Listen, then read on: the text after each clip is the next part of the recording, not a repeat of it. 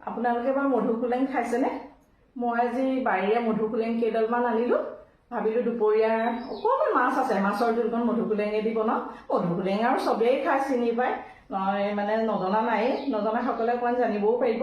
মধুসোলেং অকণমান ধুই পখালি লৈ কাটি ল'লোঁ। তাৰপিছতে আলু কেইটুকুৰমান সিজাই থৈছোঁ, সিজাই লোৱা আলু আছে আৰু অকণমান বিলাহী কাটি লৈছোঁ।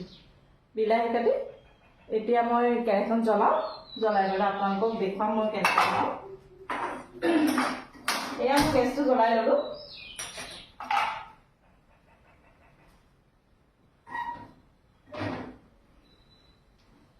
তাতে অকণমান জিৰা দিছোঁ, জিৰা অকণমান দি দিছোঁ। দি পেলাই শাককেইডাল দি দিছোঁ কেৰাহীখনত।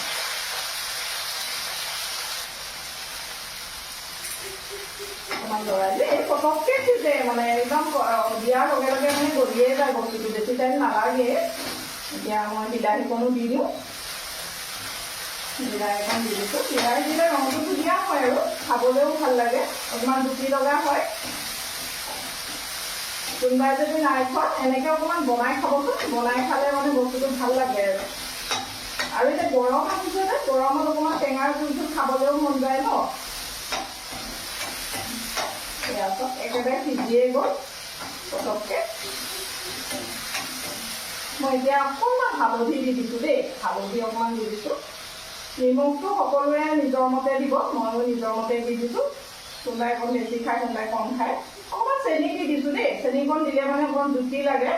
মই আকৌ সকলো তৰকাৰীকে অকণমান চেনি দিওঁ, ৰংটোও ধুনীয়া লাগে আৰু অকণমান সোৱাদ হয়, সেইকাৰণে অকণমান চেনি দি দিছোঁ।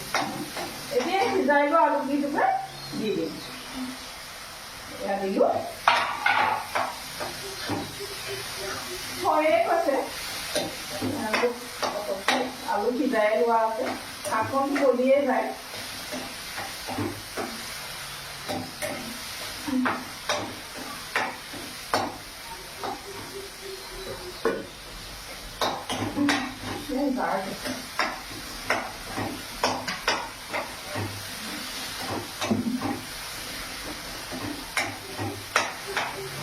এয়াতো হৈয়ে গৈছে। এতিয়া মই পানীকণ গৰম কৰি থৈছোঁ।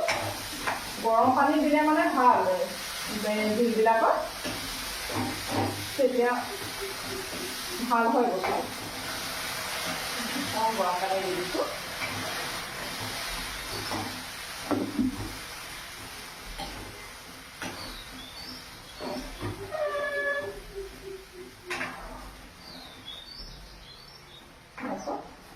সুন্দৰ এটা ৰং হৈছে।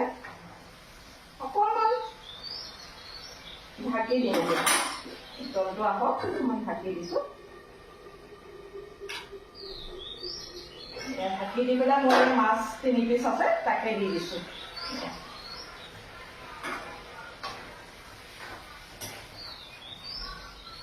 ইমান ধুনীয়া লাগিছে ৰংটো।